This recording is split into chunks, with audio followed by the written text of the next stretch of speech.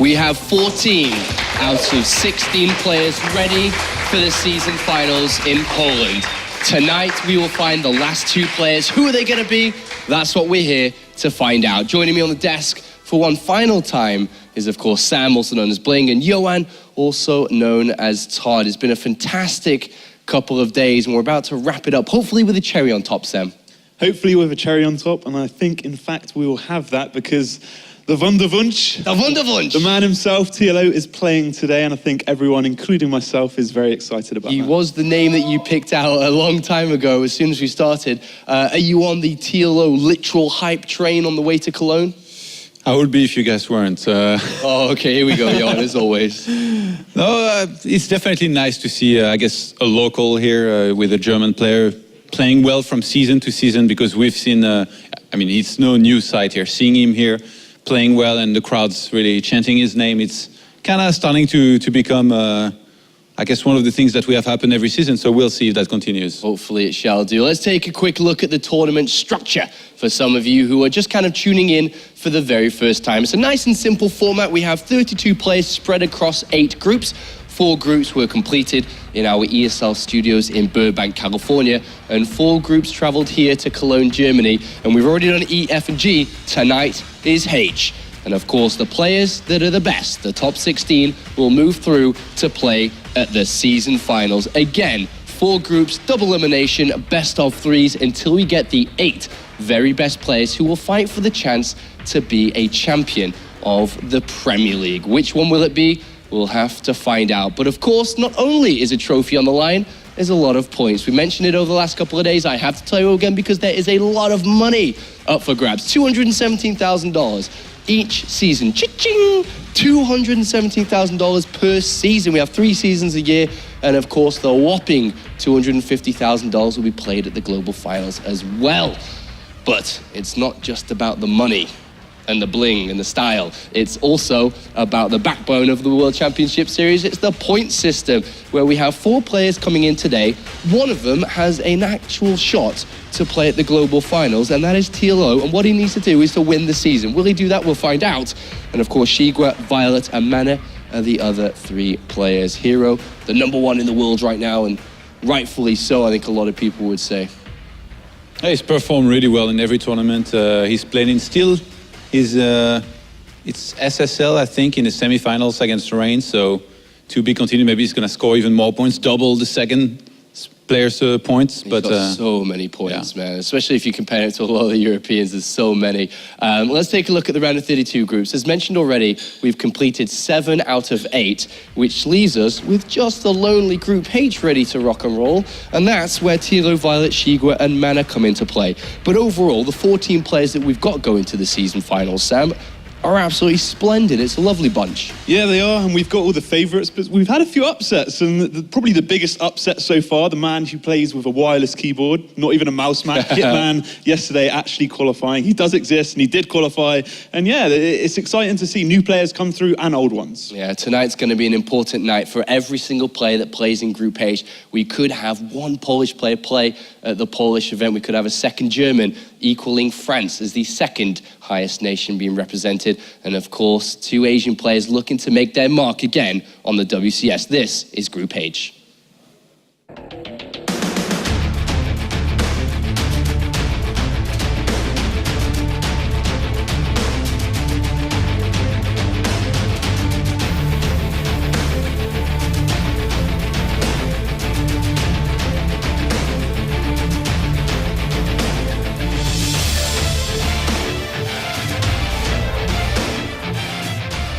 Two Team Liquid players join into today's group to fight against viOLet and Shiga. We have 3 Zergs and a lonely Protoss going up against each other tonight, Yo, and a nice group to wrap up the round of 32. Yeah, definitely. It's very diversified as well, even though there's 2 Team Liquid players. I like the mix of, having a Chinese players and viOLet in there as well. And at the end of the day, it's going to come down to only one thing: 3 Zergs and 1 Protoss enter a bar, Apollo. But who walks out sober? None of them. Who's walking out walking straight, though? We'll have to find out later. Who walks out the winner, okay? Okay, that was my question. I couldn't quite get to where you wanted to go. This group's a close one.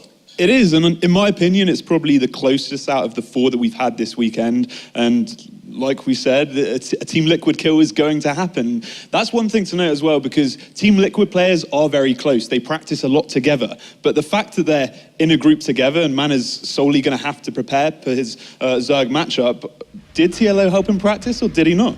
Well, they spent time with each other living in the same house just a couple of weeks back to prepare for the WCS Challenger, in fact. But here we do have the matchups. Match 1 and match 2.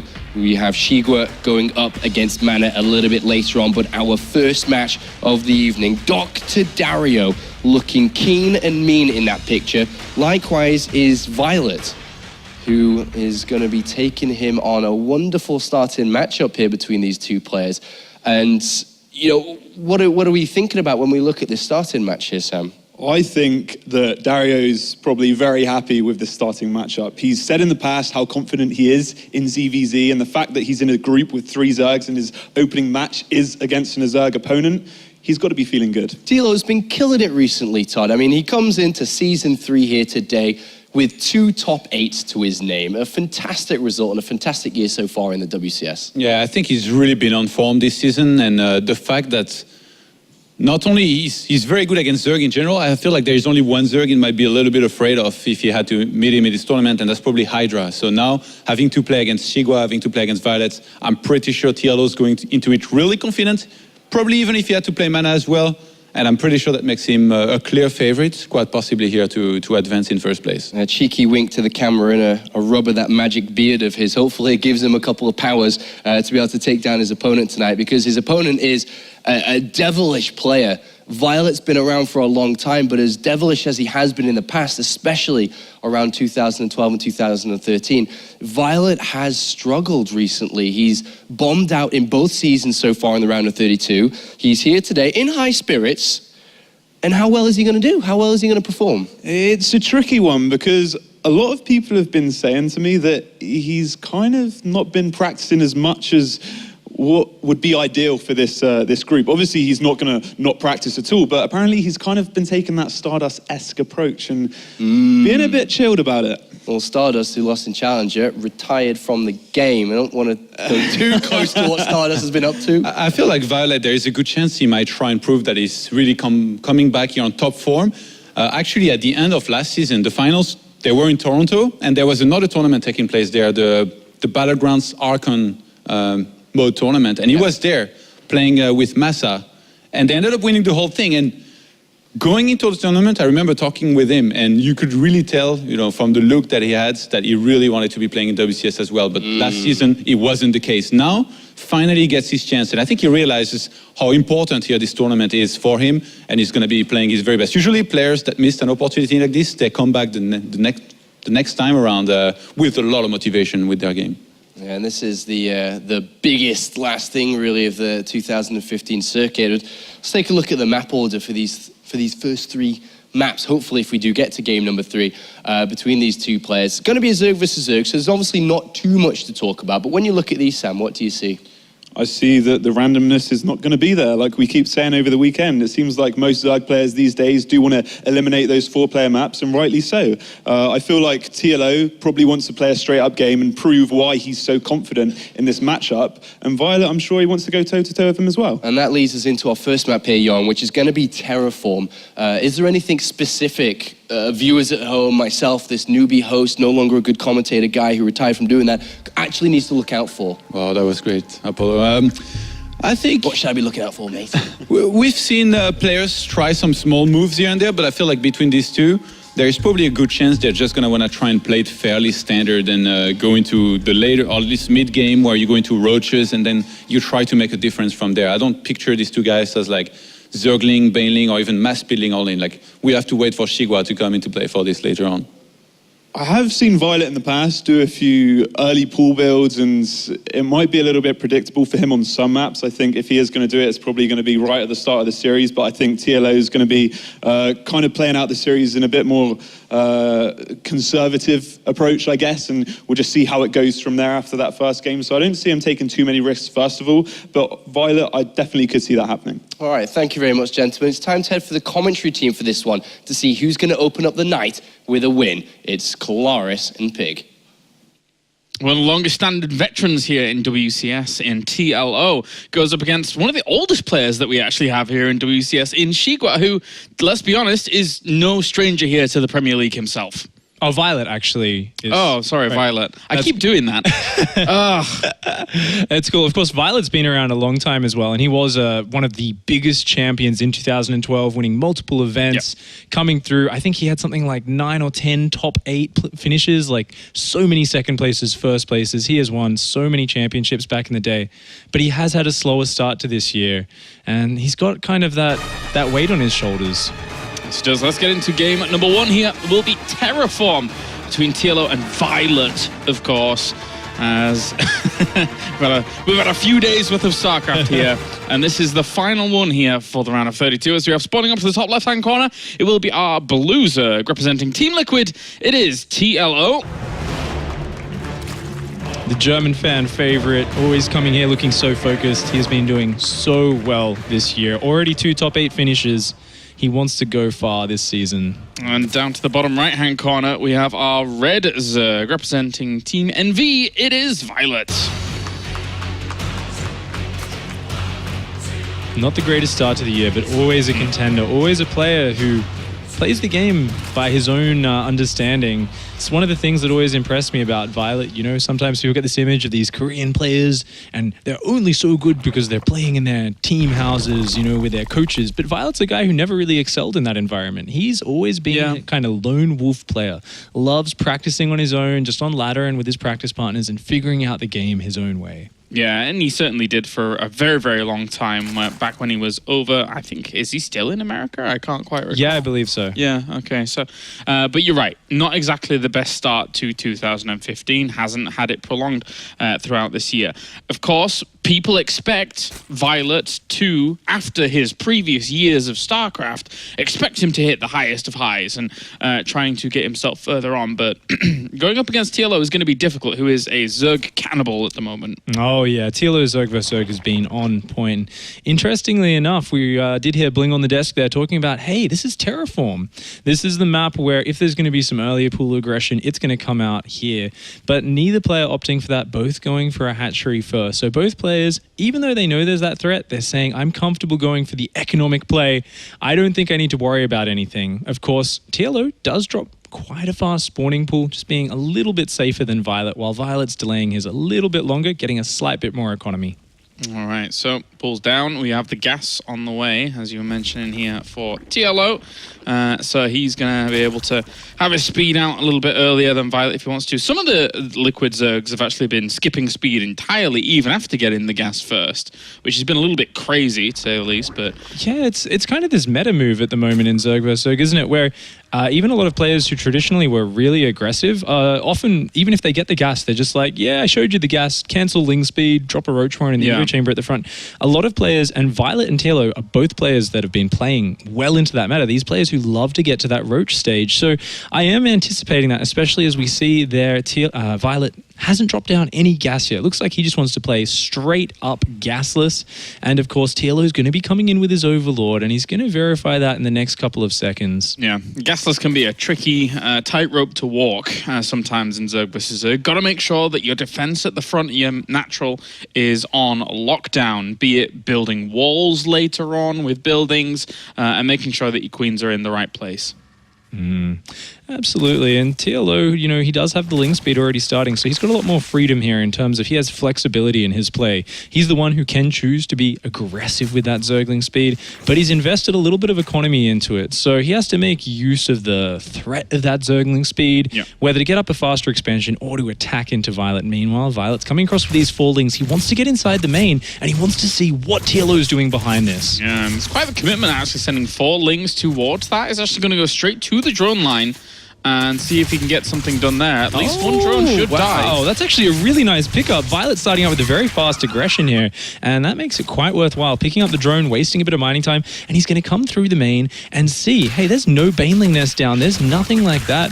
Oh, does even get another second drone kill. That's a really nice tempo move. Baneling nest being thrown down at the back of in the middle of all of this, though. This is a very, very uncommon place to put it. He's put it away from where those Zerglings were initially in the main base, and he's unlikely unlikely to actually come back through there with an initial Ling Scout because he was so keen on actually shutting those down in the main. So this could really catch viOLet off, surely. Yeah, this is a really decisive move from TLO, saying, you know what, after seeing what you've seen, you're not worried about any attack. And we can see it here from viOLet. He's just got a couple of queens, like, what, 4 queens, no spine, no wall up yet, and TLO is going into mass Zergling play behind this. viOLet building a small semi-wall here, but that isn't walling off the whole base. And if TLO makes a lot of Banelings, he can crash into this drone line. Yeah, 14 Zerglings are in production. It's going to be up to that Spine Crawler to try and finish, as well as the focus fire here of the Queens to shut down this kind of play. As TLO is kind of thrown in for a loop. He sees more Lings actually flooding across the field here, but he has Banelings. He has no answer for them at the moment. Oh, the Baneling focus fire is good from viOLet, but the Spine goes down nonetheless. More Banelings are morphing, more Lings are flooding in, and there's just no end to this flood. The Lings got caught in front of the Queens and couldn't micro away. The Queens made a wall against viOLet's Lings and allowed the Banelings to crash on through against it. This could be a severe end here, although he has an extra wall of Queens once again here, 2 of them, buying time for these extra Zerglings to pop for viOLet. But there's just no Roaches, there's no Banelings for viOLet, no Zergling speed. How can he ever beat Zergling Baneling that's flooding across with Zergling speed? TLO's even brought a Queen. What? How did that get here? She wants to party and she's not going to be left behind joining the fight. A Queen killing viOLet's drones. This is just such a TLO move. Always wants to finish it in style. Well, yeah, I mean, that's certainly one way. There's the Baneling morphing in there. He transfuses it. GG. TLO takes game number 1 in a way that I really didn't expect. That was just to be able to even throw down the Baneling Nest in the middle of that mineral line where he just knew it wasn't going to be scouted there during that window. Very clever stuff. That's such a decisive move, and that's what Zerg vs. Zerg is often about. Making these decisive moves in the heat of the moment. Can you choose to do that? And you know what? viOLet was making his own decisive move. He said, I read it as you're not going to be aggressive at all. And TLO instantly changing it up after, kind of reacting to viOLet, getting the scouting information. Beautiful capitalization and shut him down very quickly. A very good start there for TLO. And considering the position that he has been in the past 2 seasons, being able to get all the way to the final, the finals of these events, and then just being able to take a top 8 position each time, that's really good for TLO. Obviously, he's always looking for more. And coming into season 3, do you think he's extremely hungry for higher than that top 8 that he keeps hitting? I think he is, and we haven't talked about it too much, but he does have a good amount of WCS points under his belt, 1,500, puts him in at rank 33. And whilst that seems like it's a long way away, if he can make some magic happen, if he could win this season, then he would actually be a shoo-in for BlizzCon, and that's always somewhere in the back of his mind. And going into Dash and Terminal, it's a very interesting map, but it's a map where both players can scout very early. I'm sure both of them do have a plan. Yeah, that's true. That is true. As we're getting loaded up here for Dash and Terminal, TLO 1 game away from basically the winners match here already after that quick victory there in game number 1. As we said before, he's very, very confident usually in his Zerg versus Zerg. So viOLet's going to have to watch out for this guy up to the top left. It is our blue Zerg representing Team Liquid. It is TLO. He looks just so focused today. And I love when I see TLO coming with that competitive mindset. You can see it in his eye. He's hungry right now. Yeah, he is looking strong in 2015. And then down to the bottom right-hand corner, we have our red Zerg representing Team Envy. It is viOLet. Ooh, a little bit of sleep in his eye.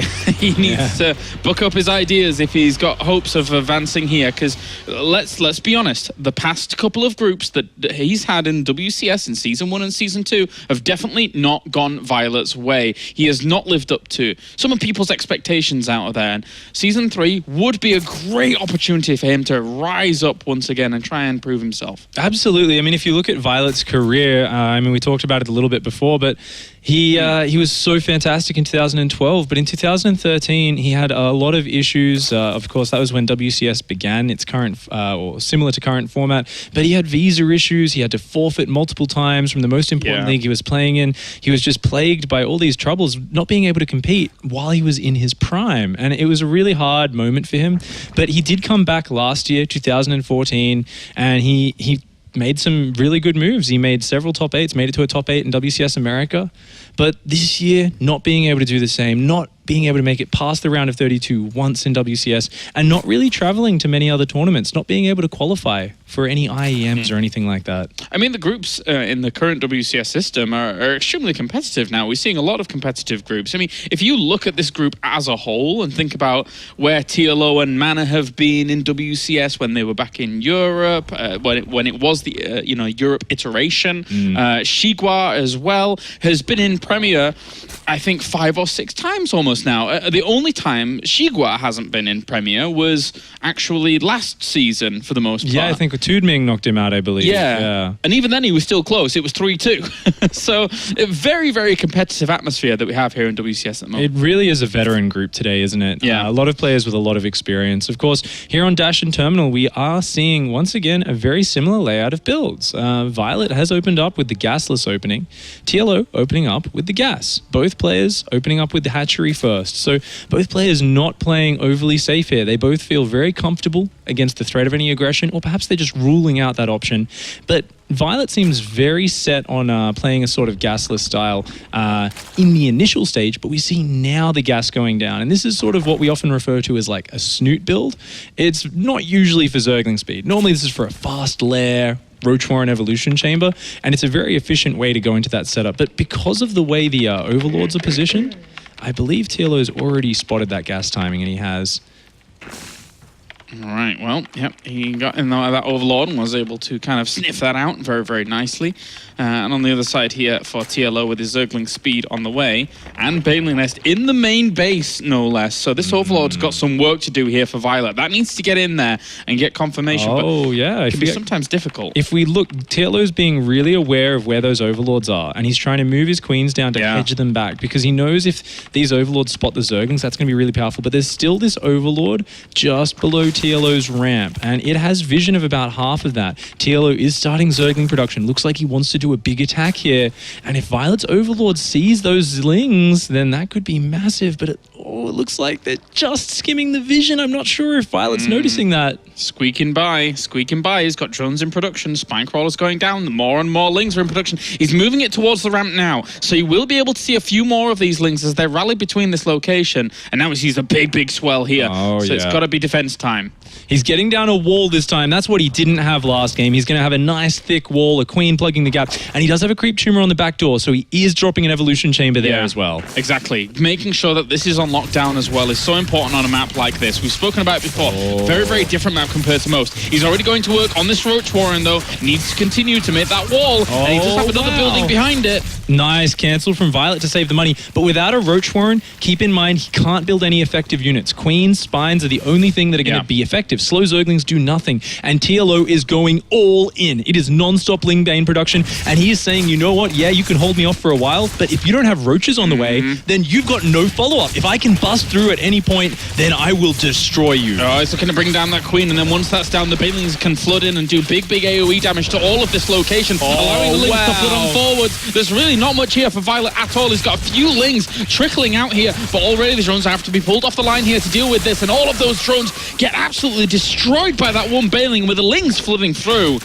That is a lot of damage. Wow, you know, viOLet just not preparing for the follow-up all in. He was good for the first wave, but TLO said, I am going to commit hard, and I know you're not going to be able to hold on, and he's pushing in here. Baneling's in the fray. There's just no answer to the Baneling. Explodes, takes out a lot of Zerglings. Oh, this is devastating. Even Zerglings on the natural. There you go, GG. TLO takes the first series of the day in a quick 2-0. And he is happy with that one. He's looking confident at the moment. Wow, that almost looked like, it's 10 Zerg versus Zerg with how long that went. You know, it's just like someone makes a decisive call, the other player just underdefends it slightly, and that's got to be a confidence booster for TLO. Trusting his instincts there and knowing that, you know what, after how he reacted game one, I think I can take him out with that aggressive play once more. And he pushed through very confidently. Yeah, he did. Very, very good start there for TLO. Obviously, with how he stands in the WCS right now, with his 1,500 points and with his back-to-back top 8s, he is always looking very far past the round of 32 at the moment. Yeah. And that for him as a start is really good. But for now, we can head over to the analysis desk with Sean and the lads. Thank you very much, Kalaris. Joined here by TLO and, of course, Sam. A fantastic start there. I mean, couldn't have really wished for it to go on any better there. Very fast 2-0. And a great start for you. Yeah. I mean, did you think it'd be a little bit harder than that? Well, obviously it went much faster than I thought it would go. Both games basically were over after a few minutes, so I figured it would go longer, but I saw opportunities and then I just went for it. I mean, how did you? What were your thoughts coming into this group? I mean, as a whole, more so. Are you looking at this as an easy top 2 or a should top 2? Well, I wasn't unhappy about the group, let's put it that way.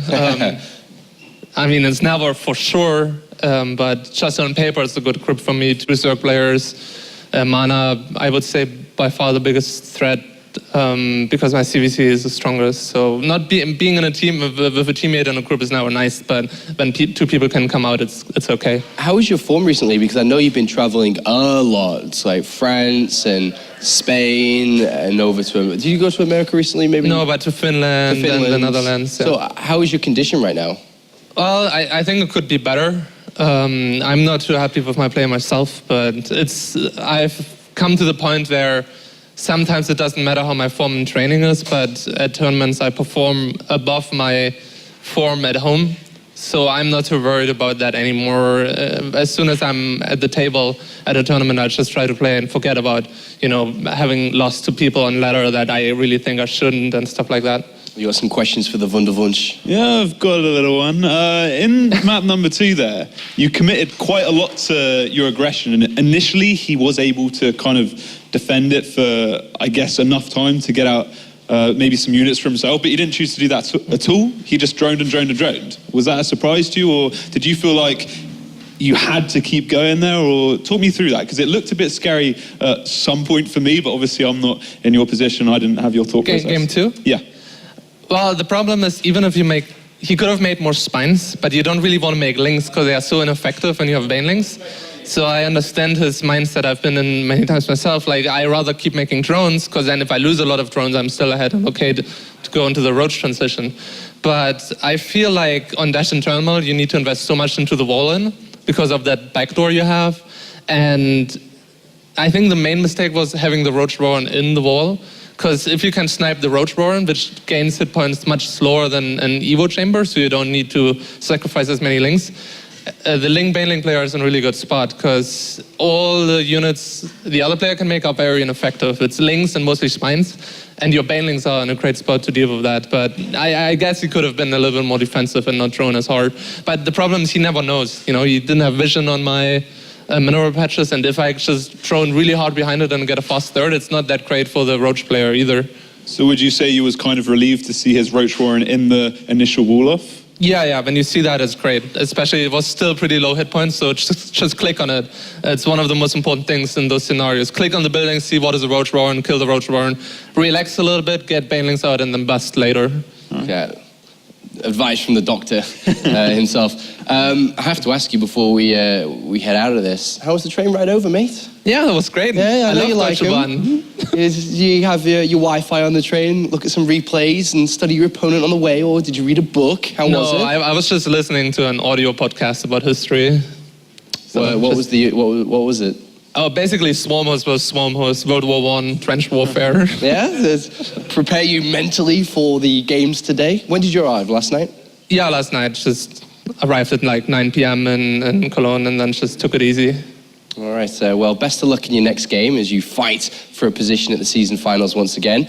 Everybody, Dario, TLO, who goes through to the winners match, and now it's time to head to a very quick break. But when we come back, his teammate heads to the stage. It's Mana versus Shigwa.